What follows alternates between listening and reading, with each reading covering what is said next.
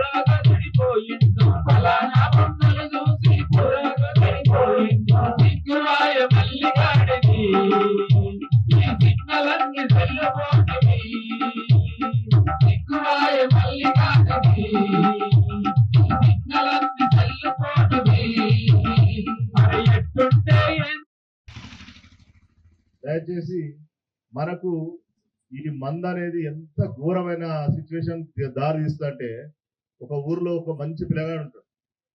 ఆ పిల్లగాడు ఉన్న తర్వాత ఒక లేడీ కూడా ఉంటుంది. ఆ లేడీకి భర్త తోటి సుఖం ఉండదు, ఆ పిల్లగాని పిలుస్తుంది.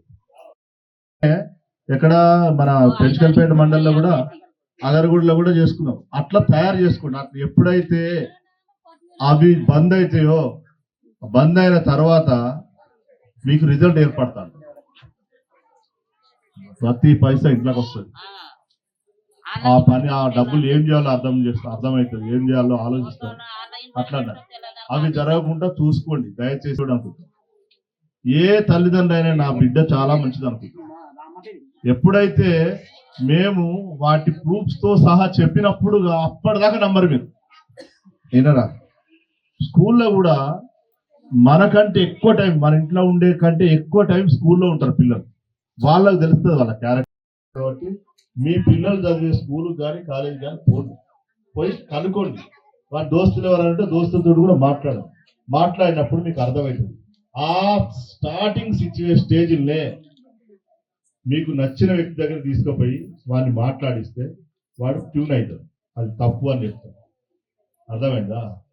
ఏ ఇష్యూకైనా ధర్మం తెలుసుకొని దానికి రెమెడీ ఆలోచించండి. ఆ రెమెడీ ఆలోచిస్తే అప్పుడు సెట్ అయిపోతాడు. అంత దూరం అవసరం లేదు. దయచేసి గుర్తెరగండి. ఎందుకంటే అందరూ తల్లిదండ్రులు ఉన్నాడు, తల్లిదండ్రుల బాధ్యత ఒకటే చెప్తాను. పిల్లలు ఎక్కువ లేరు కాబట్టి పిల్లల గురించి డిస్కషన్ చేయలేదు. అర్థమైందా? అది కానీ పరాయి వ్యక్తి కానీ అన్యాయం చేసే వ్యక్తిని కాదు. 3 పనులలో ఏదో ఒకటి చేసిపోంటారు. ఆ 3 పనులు ఏంది? ఒకటి, ఎందుకంటే నాకు కావాలనుకుంటే నేను పెళ్లి చేసుకుంటా కానీ పరాయి స్త్రీ దగ్గర పోను. నెంబర్ 2, నాకు ఒక 6 నెలల పాప ఉన్నది, నేనే కన్నా కాబట్టి చంపాలంటే నాకు ఇబ్బంది అవుతుంది. ఆ పాపను చంపే నేను ఎవరితో నన్ను పెళ్లి చేసుకుని వెళ్ళిపోతా, నా భర్తతో సుఖం లేదు అని. నేను కనలేదు, నేను చంపే హక్కు నాకు లేదు అంటాడు. సరే, నెంబర్ 3, ఆడొక ఫుల్ బాడీ ఉన్నది, తాగిపోండి. ఆమె ఎన్ని చేయమన్నది, వీడు ఎన్ని చేసిండు? ఆమె 3 ఇట్లలో ఒకటి చేయమన్నది, వీడు 3 చేసిండు. ఎందుకు చేసిండు? దేనివల్ల చేసిండు? మందాయిండు, ఆమెతో వేయండు, పాపను చంపాడు. అట్లా ఉంటుంది అన్నట్టు మంది ఎఫెక్ట్. ఎప్పుడోసారి నేను ఎప్పుడోసారి ఫుల్ టైం అవుతుంది. మంచిది. మీరు బాధ్యత ఉంటే మీ విలేజ్ అంతా ఒకటి మంచిగా సమిష్టిగా ఉండి అందరు కలిసి ఒక తీర్మానం చేసుకొని మా ఊర్లో గుడాం ఉండద్దు ఏది ఉండద్దు